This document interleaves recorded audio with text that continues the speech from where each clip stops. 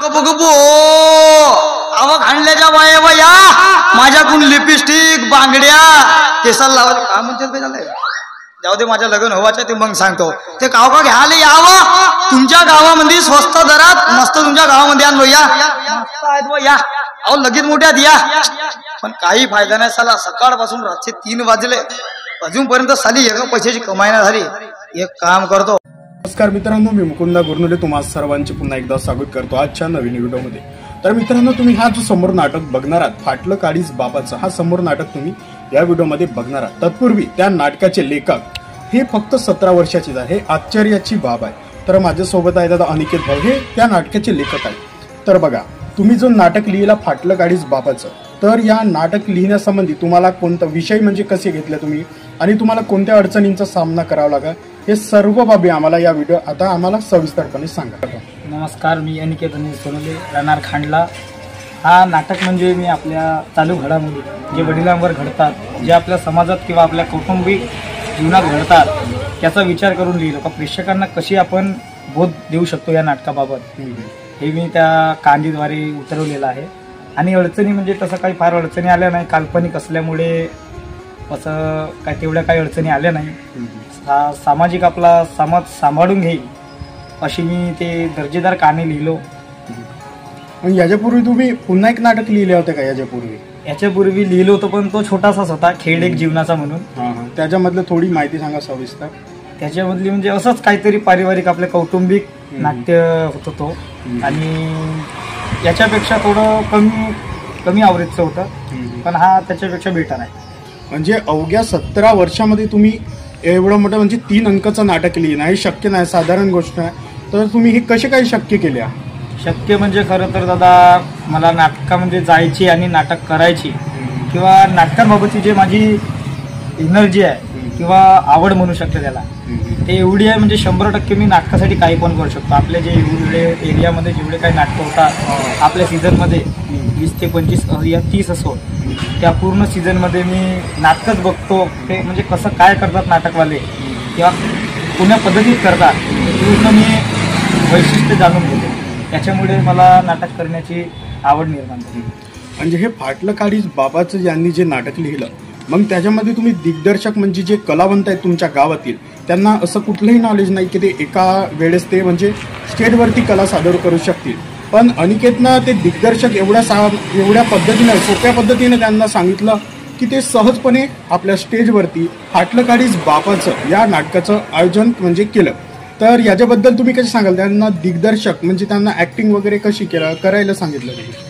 खरं तर दादा आमच्या गावातील ते कलावंत जे व्हिडिओमध्ये तुम्ही बघणार आहात ते म्हणजे आजपर्यंत कुठल्या पण स्टेजमध्ये गेले नव्हते। यापूर्वी गेले होते 10 ते 5 वर्षाच्या अगोदर दंडारी या इथं जंडारमध्ये नाही का पण आजपर्यंत ते नाटकांमध्ये कधीच काम केले नाही। तर त्यांना प्रॅक्टिस म्हणजे दिग्दर्शक करताना मला खूप अडचणी आल्या तरी पण त्यांनी थोड्या सांभाळून घेतल्या। काही दिग्दर्शित करून सुद्धा काही जणांना समजलं नाही पण आम्ही कसं तरी हँडल करून त्यांना स्टेजवर उभं केलं आणि नाटक सादरीकरण केलं। मग आता तुम्ही समोरही आणखी नाटक लिहिणार आहात? समोर आता सिच्युएशन म्हणजे आपली कंडिशन पाहून जर समोर काही शिक्षणाचं अभावी झालं तर बघू आपण आता पुढं काय होते। तर तुम्ही नवचैतन्य नाट्य रंगभूमी म्हणजे या नाट्य रंगभूमीच्या माध्यमातून तुम्ही फाटलं काळीज बापाचं हे नाटक तुम्ही सादर केलं पण हे जे नवचैतन्य नाट्य रंगभूमी आहे म्हणजे हे कसं काय सुरू झालं? हे नवचैतन्य नाट्य रंगभूमी म्हणजे माझ्या मनातच बसलेलं हे नाव होतं आणि आमच्या गावातील म्हणजे नाटकाच्या कंपनीला नाव कोणतं द्यायचं बा हे सर्वांना सुचत नव्हतं तर मी एक त्यांना हिंट दिलं की आपण हा नाव ठेवू शकतो आपल्या गावासाठीच बाहेर नाही पण आपल्या गावासाठीच की नवचैतन्य नाट्य रंगभूमी खांडला म्हणून। छोट्याशा गावामध्ये एवढं सुंदर फाटलं काळीज बापाचं या नाटकाचं सादरीकरण केलं त्याबद्दल मी अनिकेतचे खूप खूप धन्यवाद करतो आणि यांच्या टीमचे पण खूप खूप धन्यवाद करतो आणि ते पुढच्या वर्षी आणखी एक चांगला नाट्यप्रयोग यशस्वी करून यशस्वी दिग्दर्शकरित्या करून यशस्वी चांगला नाट्यप्रयोग भरभरून करतील मी अशी मी त्यांना शुभेच्छा देतो। तर मित्रांनो संपूर्ण व्हिडिओ पाहिल्याबद्दल तुमचे खूप खूप धन्यवाद आणि पुन्हा एकदा आपल्या झाडीपट्टीमधील नाटक शंकरपट व इतर कार्यक्रमांचे व्हिडिओ बघण्यासाठी अजूनपर्यंत आपल्या यूट्यूब चॅनलला सबस्क्राईब केलं नसेल तर सबस्क्राईब करा आणि बेल आयकॉनला प्रेस करा। तर अनिकेत तुला पुढच्या भविष्यासाठी खूप खूप शुभेच्छा। तर संपूर्ण व्हिडिओ पाहिल्याबद्दल तुमचे मनपूर्वक धन्यवाद। पुन्हा भेटू एका नवीन व्हिडिओमध्ये एका नवीन विषयासह। धन्यवाद।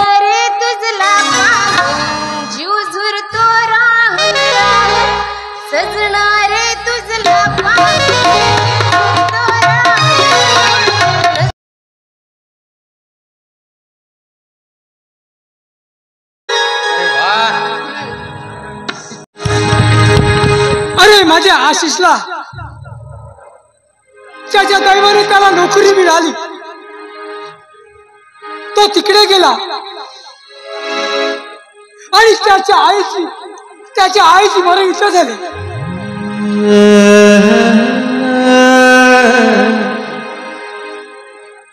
हे ऐकताच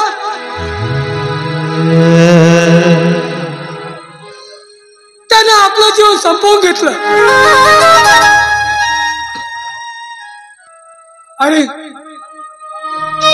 अरे बाप पियाला त्यानं मी तुम्हाला केलं तरी काय, नुसती दारू दारू दारू.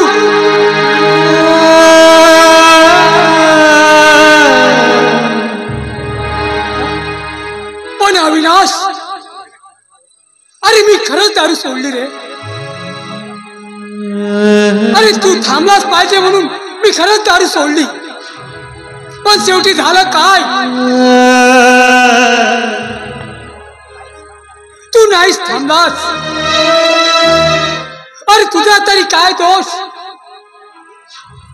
अरे माझंच नशीब तसं आहे तर, आणि तसं पण चूक माझीच आहे.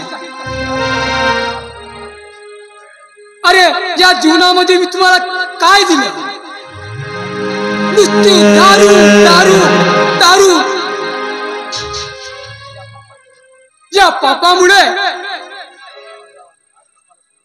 या दारूमुळे माझा आशिष आणि माझी दामिनी मला सोडून गेली.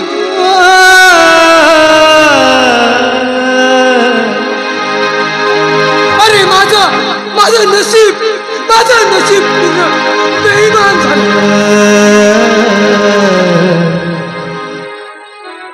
अरे अभि, अरे माझ्या काळजाच्या तुकड्या, अरे अभि माझ्या काळजाच्या तुकड्या, तू कसाही वागलास, अरे तू कसाही वागलास तरी माझ्या तोंडून तुला फक्त निघेल आशीर्वाद, आशीर्वाद. मी तुला श्राप कधीच देणार नाही. आणि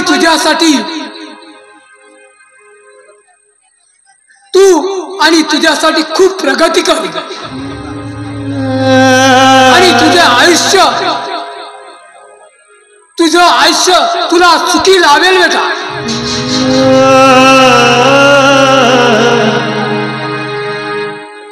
हे परमेश्वरा, अरे वृद्धापकाळातला आधारस्तंभ माझ्यापासून फितूर झाला, बेईमान झाला.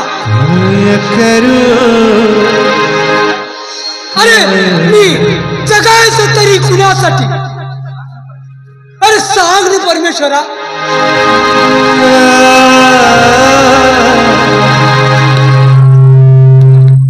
अरे माझं नशीब हा असंच आहे. अरे सांग ना परमेश्वरा. काय करू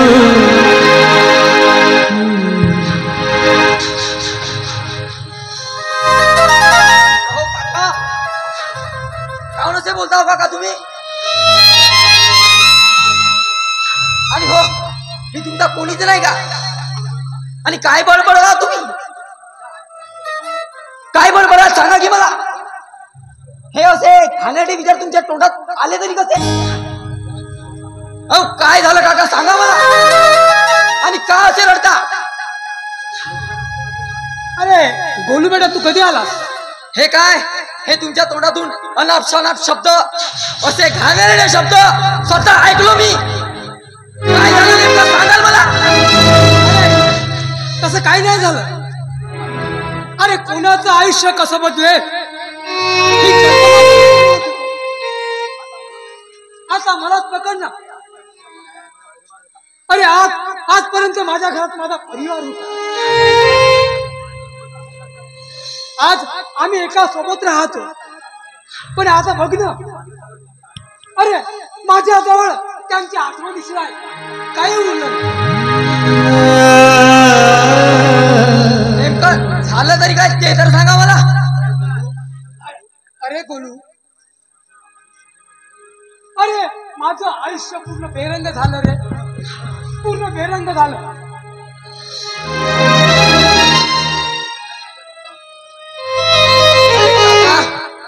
अरे काका असतं ते एकेकाचं नशीब. अरे अरे कोणाचं नशीब चांगलं असते तर कोणाचे वाईट. अरे सगळ्यांच्या जीवनात सुख दुःख हसी खुशी हे क्षण येत असतात. पण जाऊ द्या काका, स्वतःला एकटा समजू नका. मला तुमच्या बोलण्यावरून समजलंय तुमच्या जीवनात किती दुःख आले. पण एकेकाचा नशिबात जेव्हा घडते ना तेव्हाच करते काका.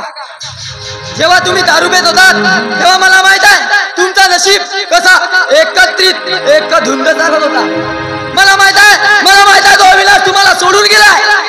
मला माहित आहे तुमच्या त्या दारूमुळे तुमची पत्नी दामिनी काकू माझ्या समोर गेली आहे काका. पण जाऊ द्या काका, मी फक्त तुम्हाला एवढंच सांगतो की स्वतःला तुम्ही एकटा समजू नका. काय लागलं तर मला सांगा. अजी मी कदाचित गरीब असलो तरी मी सदैव तुमच्या पाठीशी राहीन. पण एवढं लक्षात ठेवा काका, त्या अविला त्याच्या बापाचा धडा मी शिकवीन. चला येतो काका, मग काळजी घ्या स्वतःची. काय करू